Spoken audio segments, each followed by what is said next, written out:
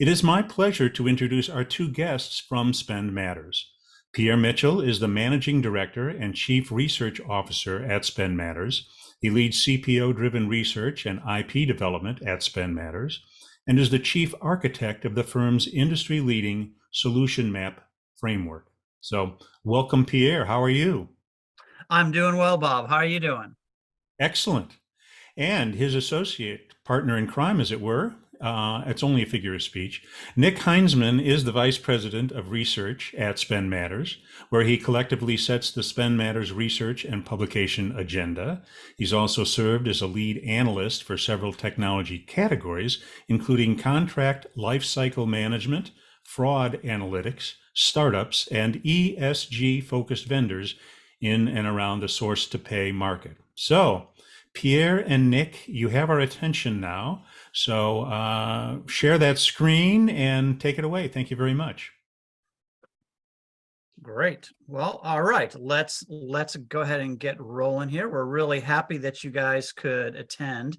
This is going to be, we're going to go relatively quickly through this, but we're going to have some good time for Q&A to have some discussion. So I'm really happy to be co-presenting with my colleague Nick, who's really in the trenches day to day, kind of in terms of seeing what the tech vendors can do through our solution map process and other due diligence work that he does.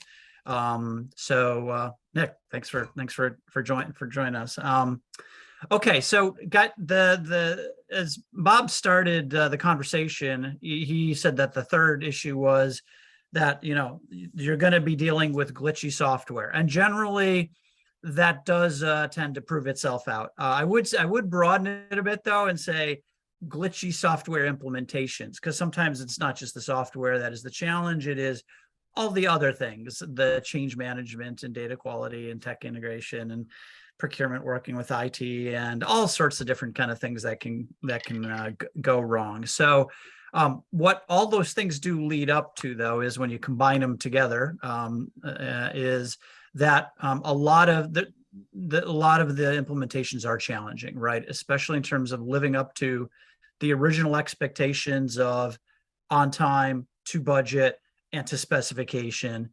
And this is why you're seeing that, the statistics here around, only 1 out of 2 are even partially meeting expectations. And then the majority of companies saying that finding the right fit provider is really that root cause of incorrect decisions. And that's really a key thing that we want to talk about here is not just feature function. And trust me, we can spend a lot of time on feature function, given that's kind of what we do. And actually, before we kind of get into it, just a quick 1 slide infomercial here on us. I think everyone attending probably has an idea who Spend Matters is, but we are a pure play research analysis and intelligence firm that focuses on tech and services selling into procurement and supply chain, like inbound supply chain in particular.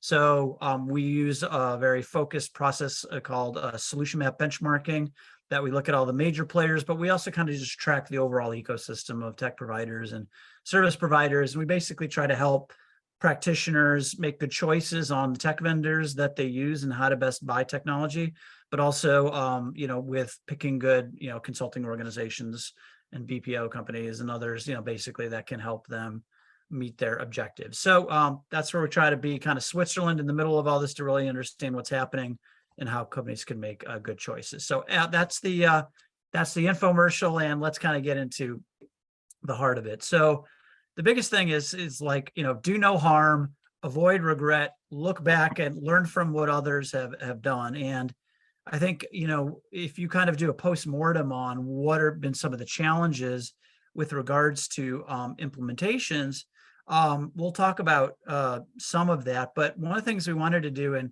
Nick, maybe you can just touch on, is a little bit about the process that we do with some of the clients in the investment community and from, let's say vendors looking to acquire other vendors, and kind of the rigor in that due diligence process and why we're kind of bringing that to bear as well as kind of a different perspective that people may not be familiar with. Absolutely. So, like you said, we're Switzerland. We sit as a nexus between a lot of different parties in this space. And one of those happens to be the buy and investor side. That can include private equity firms, but also corporate due diligence functions looking to do strategy and acquisition of other vendors. And one of the things we've noticed in working with those parties is a recurring process or playbook that they use that actually has a lot of reusability on the buy side if you're an organization buy technology for your own use. One of the interesting things is you look at those statistics we just shared about failed implementation, failure to live up to implementation. Something we have from our own data that really proves out these last few points is that if we look at our customer data set, and for reference, we collect thousands of different references as part of our process for our ranking and benchmarking methodology, which is called Solution Map. But if we asked questions such as, what do you regret? Or what are the biggest weaknesses of this implementation? And by and large, most of the regrets or wishes that they could redo something else revolve around performing more due diligence up front. It wasn't necessarily that the tool couldn't do what they wanted it to do, but more so that they wish they had known up front that it couldn't do what they wanted it to do. And that's an important, subtle differentiation there. That's exactly the kind of thinking, as we'll show as we go into this, that private equity, corporate development functions in corporations will use when looking at providers, because they want to look in advance at everything that could go wrong or could be wrong. They want to find those red or yellow flags, and they want to be aware of them. And it's not, as you might think, a done deal where if something bad pops up on a range of different factors that you would say, nope, we're not doing the deal. They want to go in with eyes wide open. But that process is repeatable on the buy side for your own technology. And we think it's a great way to get smart on something, especially that you're not buying every day, which is true of most technology investments.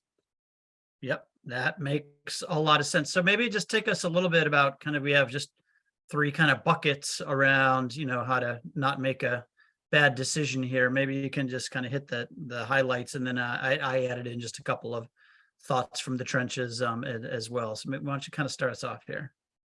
It's really interesting working with these parties because there is truly no perfect investment without risk. And everyone knows that even from their own life when they're either buying some sort of expensive investment or investing their own finances.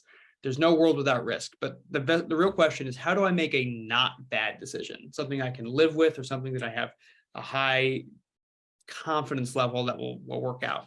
So what is this process? You can bucket into three different steps. And the most important one is at the start, you develop a defensible thesis, or another word we like to use or we hear a lot is developing a strong hypothesis. All of my engagements in the investor world start with a hypothesis.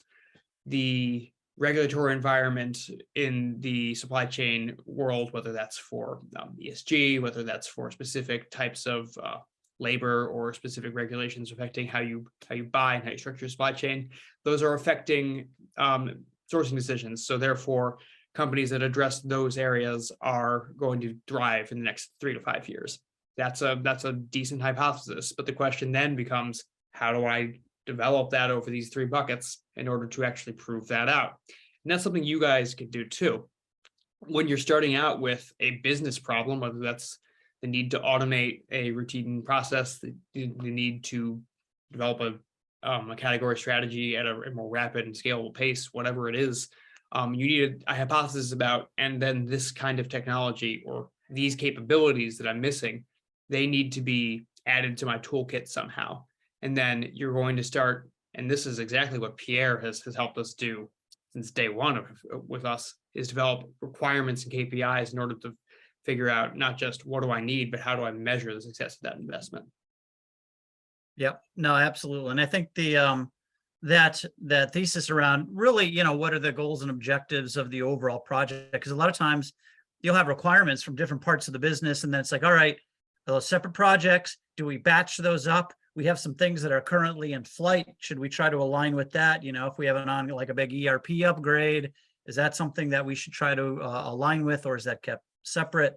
So I think there's a lot of factors that go into kind of understanding your context around the requirements, which is ultimately, doing the gap analysis, both on a performance standpoint and on a capability standpoint. And really a capability is really just a leading key performance indicator, right? If you're good at something, eventually it's going to show up in the data. And this is where, consulting companies are great at doing this. There are self-service tools. There's lots of ways to kind of get a view to get that gap analysis, but basically start with the business problems with as broad of a kind of stakeholder group as you can, at least initially, before you start to then hone in, on the problem, and then focus not just on that immediate problem, but like, okay, what's the option value, speaking around kind of, financial, context, what are the things where, hey, I've got a short-term need where I basically just need to get my contracts digitized, right? But I know that down the road, I'm going to really want to get into really overhauling my terms and conditions, or I want to see risk in my portfolio, or, whatever. So those things are good to kind of look at all of those elements, short-term, long-term, hard dollar, and then things that are kind of softer. And because some of those things can be really important as well around diversity and other things as well. So really be pretty robust in gathering those requirements with a lot of stakeholders, finance, IT, procurement, all the budget owners, but then kind of then start to hone in and figure out the best strategy, which then kind of gets into gathering the data. So Nick, maybe just touch a little bit on how you guys do some of that data collection. Right. So this is the hardest part, and frankly, it's where we start getting involved in many processes. You have a hypothesis, but then how do you prove that out? And the next step is to gather data, and you have to be exhaustive in that effect, because every time you gather a data point, it starts raising yet another question. You think, okay, I understand this, but then what's the implication of that? And you have to take an approach. We often find working backwards is a big part of it. If you are either an investor or buying technology for your own use, you're trying to figure out what is the end state here. And for many private equity firms, it's a question of, where is this company going to be in 3 to 5 years, so I can realize my investment in terms of growth and flipping it to either strategic or financial acquirer. In the case of your own technology, it's more so, will I have obtained capabilities not only that are near-term valuable, but can produce the gains, whether that's savings, whether that's efficiencies, year on year. And you have to be able to gather increasing amounts of data in order to support that thesis. And then once you've done that, you need to even step back and say, what are the things I'm missing that I didn't even think of yet? There are so many different rabbit holes you can go down, and we'll get to this later. It's when you have to balance the need for more data with an 80-20 approach. But to that point, there's always a reason to bring in a third-party advisor for these exercises. We see it all the time, because when someone asks, what are the things I'm missing, it sometimes takes an outside party to ask, well, have you thought about this? And that's exactly what happens. You need to ultimately, though, learn how to balance this. And Pierre, if you could talk about your use of lean here, but also eventually you have to take it as a KISS moment. You need to decide, what am I going to be happy with, versus going down endless rabbit holes of questioning my own hypothesis. Yeah, no, absolutely. So I'm going to start in a bit of a weird place, which is the term guided buying, which was a term that I actually coined about back in the Paleozoic period, about 20 years ago. But the idea around technology buying is like any other kind of buying. You really want to be in control of your own destiny. About once you have the requirements, then let's look at all the different technology strategies they have, because it's not just bang in a packaged app necessarily. It might be, I want to look at kind of more platform-based approaches, or low code, or I want to do some things custom, and use analytics, and other things I want to use kind of off-the-shelf software. So there's a spectrum of strategies that you can use, or maybe I just want to outsource the whole thing and just get the technology as part of a managed service, like for contingent labor, or something like that. So once you kind of know, what you want to do, then it's like, okay, let's think about what that solution looks like, because it can actually be lots of different things. And that's where it is nice having, third parties that can kind of stress test, which is another kind of thing that you guys do, is to kind of stress test some of the stuff, and then kind of get into it. And it's interesting because some companies are, a little more kind of less proactive and be like, okay, let's take like whatever the vendor tells us that we should do for our value-based diagnostic. And basically you're just letting the vendor kind of do guided selling versus you doing guided buying, versus the really more sophisticated and large kind of organizations are going to immediately start to be like, I want to talk to all your references. I immediately want to start doing peer references and peer benchmarking. And those are good, to a point. It is, the vendors are only going to offer so much up, in terms of some of these references. And I have seen where that can kind of slow you up if that's all you do is just kind of focus on that. So you want to have a balanced, mix, because you can hedge some of those bets if you have a concern about a vendor's ability to integrate to system X or to meet a certain critical requirement, Y. So for those things, there are different techniques you can do. So one is you can use an agile approach and try doing, multiple steps. You can sandbox stuff. You can use, there's lots of different ways in which you can, de-risk some of these things. Certainly if you use something like Agile or Lean Six Sigma or just any of these types of approaches, that is a great way to engage the rest of your stakeholders and, and have this be, especially if it's something that's not an IT project, more of a business-led project, that's always useful. And hopefully whatever methodologies you do have, whether it's from IT or your shared service group or your Lean Sigma experts, hopefully it's not over-engineered, because you do want to keep it simple. You want to move fast. And this is where you then want to kind of get into the nitty-gritties then of, okay, let's get into detailed design. Let's get into the vendor selections. That's where you get kind of into the analyzing and mapping. So Nick, I don't know if you want to kind of chime in on that kind of exercise that you do, and then I'll talk a little bit. I'll finish up with a little bit of change management stuff. Oh, you're on mute. Excuse me. Sure, because this is the really hard part in this exercise is the more data you gather, the more you want to jump to conclusions. You see a bad data point and you think the whole thing's going to fall apart. You have to stay impartial and you have to wait until the end in order to make sure that whatever you have gathered can be mapped to the overall hypothesis and then correctly validated.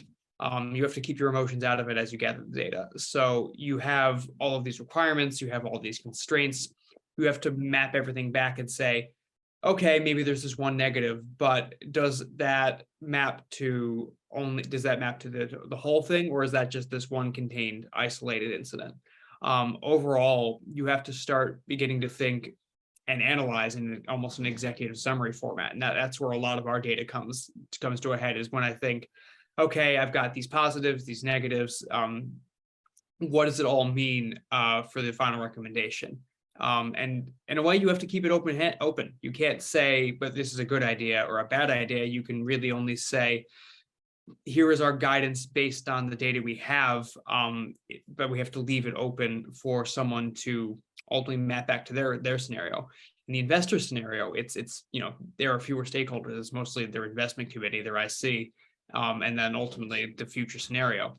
With buying your own technology, though, there's, as Pierre's about to say, a lot of organizational judo, because the stakeholder count is much higher and a bit more complicated. Yeah, no, absolutely. And it's kind of interesting here. I mean, so like when we do these projects with practitioners or in the investment community, and you kind of see how, let's say, vendors are stacking up across technical and functional and cusset, and you kind of, you're building the models and the heat maps and all that, you have to kind of be smart about how you use that. Because if you're just like looking at the colors or you're just looking at the overall story, you're missing that there's only really 5 or 10 or 15 really critical requirements maybe for your organization that are really important to focus on, that you really want to overweight and you really want to understand, right? So that ability to know what's really important, that's an important thing to consider. And also when you then kind of think about, all right, how do we make our best choices? Sometimes things will like look red, or you'll do some due diligence and you'll be like, well, gosh, we always found that this vendor was really aggressive and oversold something, or XYZ. And it's like, well, okay, gosh, that never happens, right? With vendor salespeople, but no, but to trying to understand, is that really coming from the top? Is this an endemic issue, or is it more like something like, in spite of those kind of aggressive salespeople, the product is still absolutely top notch. It's just that maybe it was like the bad taste that was left in somebody's mouth, and you still have, the core, the product, and other things that are still extremely strong. So it's important to get that balanced scorecard, and really know what's important. And then on the implementation side, this is just change management kind of 101. And I wanted to throw an ADCAR. It's a nice framework about change management and why your stakeholders should be, how you persuade them to change. And so basically it stands for awareness, desire, knowledge, and then the ability, and then reinforcement around, using the solution, but also just kind of continuous improvement. So if you do not have those things, if you don't have awareness and you don't have the desire and there's not the knowledge, and you don't have the ability kind of in that order, bad things are going to happen. And certainly you're going to have a lot of stakeholders who are like, not really high on my priority list, or, hey, do what you want, but not in my backyard. That's the NIMBY. Or, conversely, hey, what's in it for me? Here's my current state. How do I, how's this going to actually benefit me? And that is just kind of the art of change, especially when there's change management and transformation involved, where it's like, great, automate this old cow path that I did with the system, which may not necessarily be where you want to go. So all those kind of change management issues are certainly important. One more thing on what's in it for me too is that from the investor side to the target, there's often a question of not just what's in it for the investor side, but what's in it for the vendor. What's the potential there?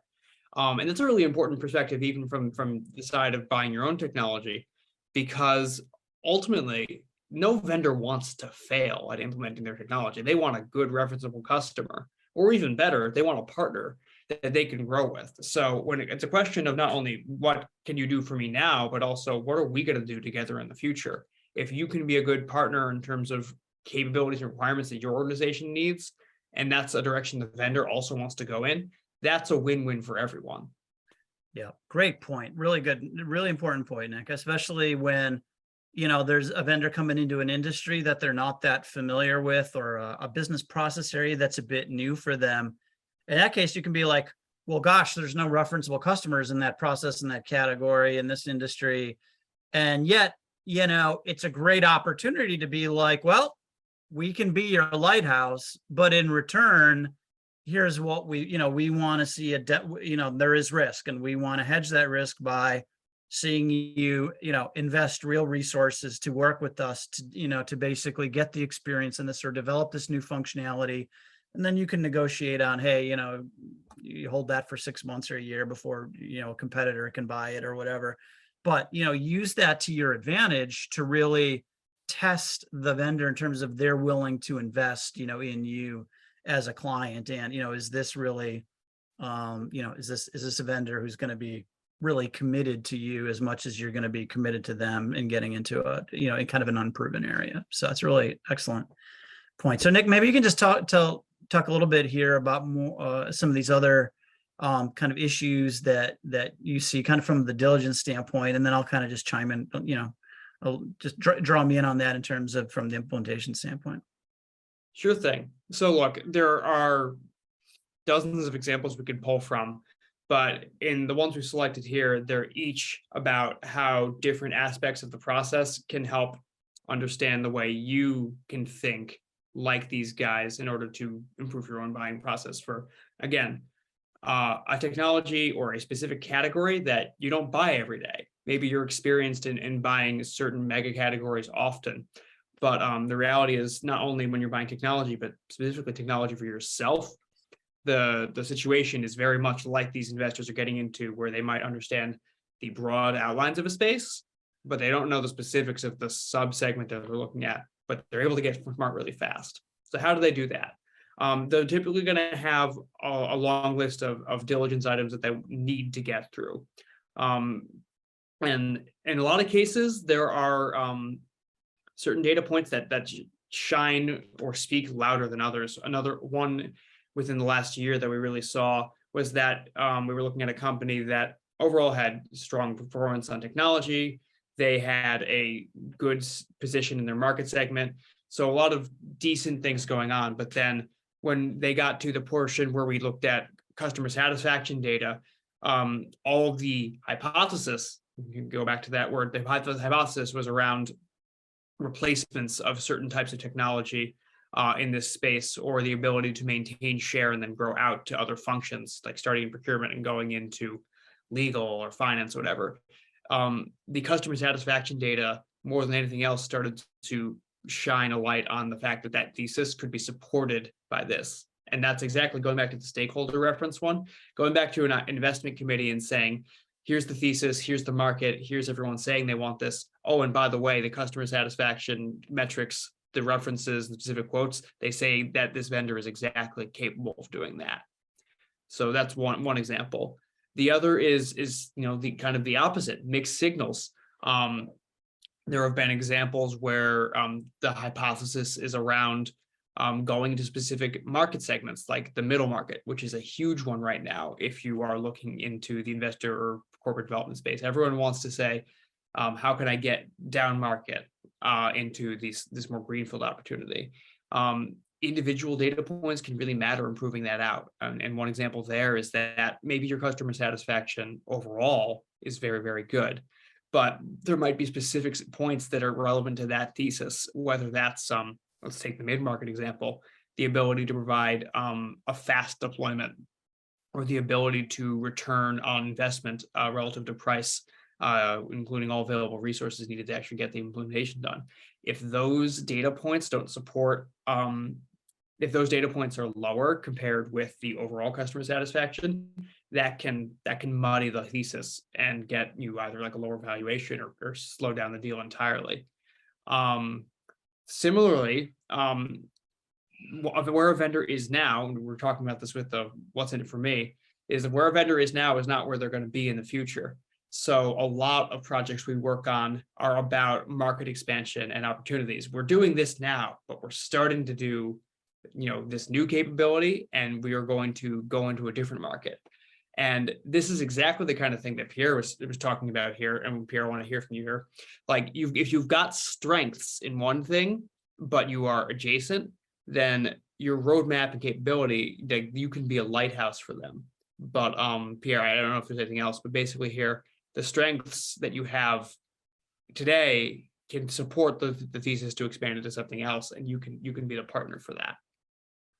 Yeah, I mean, I think the biggest thing is just stress testing, the vendor, not just for the product too, but who they are, where they're going, what their strategy is, how they will respond, basically doing like a SWOT analysis, which, is one of the things that, we always do. Of course, there has to be a SWOT analysis, in this, but to understand what those threats are and how they'll respond to that, and as well as, what are they like as an organization, as a partner, right? And to do business with them. So don't just get a reference of happy customers, but for a customer that moved on and, no longer renewed, or, where there was a problem, ask for a reference when that happened, because, you want to know that this, that this vendor is someone that, even when it ended up stop being a match, there was something that happened, they conducted themselves, ethically and professionally and respectfully. And, those things really matter, and so it's easy to get lost in all the functional, technical,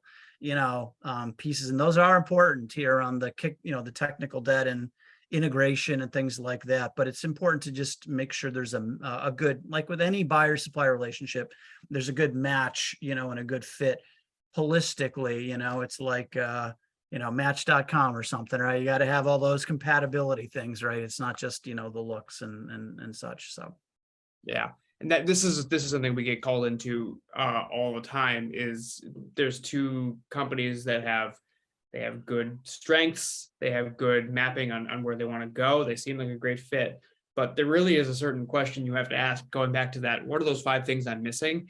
It really gets down to the level of what code libraries are they on, like what is this written in, Or it can be something as simple as just, is anything that is in this technology near end of life, and do you have a plan to replace it?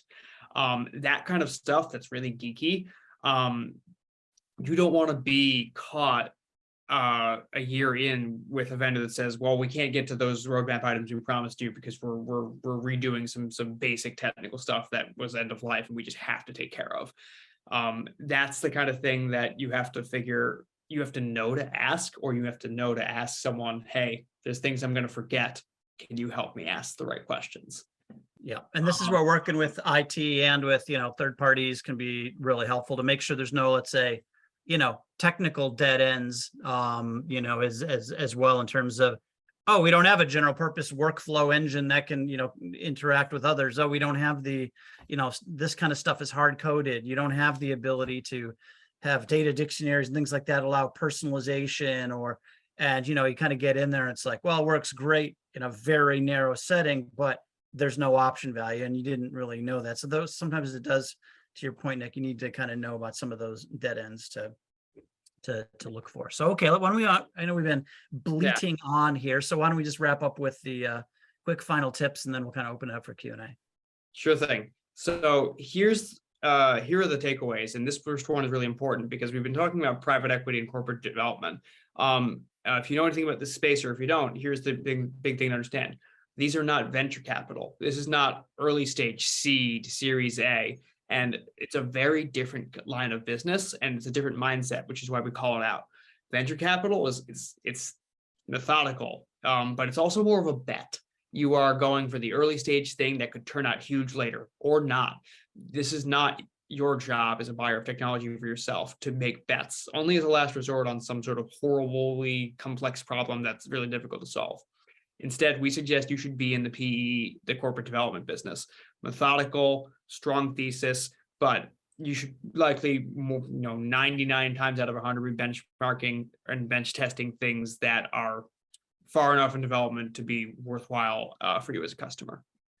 Yeah, and that's, I think it's like this same kind of thing like with Agile. It's like it's rigorous, but it's also kind of a way to move fast as well. So it's almost like the Russian nesting dolls, right? Which is like, go, or a multi-stage kind of, screening, go fast, see if the basic thesis holds up, put the vendors through some of the key screens. And then as you start to get down to a narrower set, then you're getting more granular and more stringent on what you're going to be looking for. And at that point, you should have a pretty good sense. And whether you do that yourself or whether you use a third party, it's that ability to kind of move fast, because you might find like, hey, nobody's actually doing this well, and maybe we need to rethink, or you just don't want to like have a waterfall, really long process. And like if you're doing a tech selection and you don't want to like have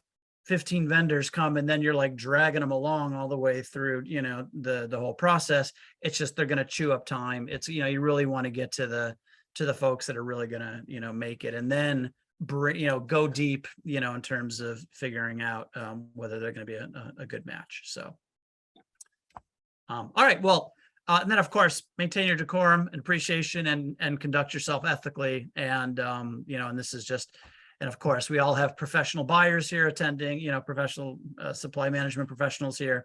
So I'm sure you guys just do that as part of, SIPS 101, kind of foundational stuff on how to be a strong supply management professional. So that being said, the thing we always say is that you're gonna, if you do this right, you're gonna poke at some sore spots and you're gonna get more sensitive information. You don't have to use that in a mean way. It's always about saying, look, here's what we found. We want to work through this data point with you, rather than it's not about finding gotchas. Right. So yeah, it gives you some leverage, but do that because, it's good to have the leverage, but you don't want people to necessarily, be spiteful of that, and which kind of hurts you on the negotiation side. So is there a final takeaway in the last minute or so here, Pierre? Wow. Well, I use that term, the long-term quick fix, right? So I think that the biggest thing is start with your business capabilities and how you see that kind of going over time, then do your gap analysis against your kind of current tooling and whatnot. Do it as a team, do it with IT in the business, but also, democratize a lot of this stuff and work with those assets in the business units and with the younger workforce. And this is why things like low code and no code tools and analytics and things where people can really get on board with this tooling and adapt it to what they're doing, in their day-to-day jobs is really powerful, because then they're really vested and they're really engaged versus here's this giant monolith that, basically a mainframe, to them, right? That you're forced to be able to use. And that brings no joy, to Mudville. So I think that ability to kind of get folks really engaged and excited and really buying into using the technology to solve their problems is really important. Nick, you think? The only thing I'd add there is take the lesson of why people do due diligence. It's because they're thinking in a long horizon and they want to figure out if they can get to that point or not. You are just the same. It's about reaching an end state, and the point of your diligence process, whether that's feature function, customer satisfaction, whether that's meeting your requirements, it's all about being able to realize that end state, and you're trying to get there together. So maintain your decorum, but make a long-term bet that you can be happy with, if not at least doing the not bad decision. Excellent. All right. Well, thank you very much, Pierre. And thank you very much, Nick. Always a lot of food for thought here in your presentations. And thank you very much, our listeners, our attendees. I'm Bob Rosbeck. Have a great day. Take care. This has been Global Sourcing Insights, a co-production of SIPS Americas and Spend Matters.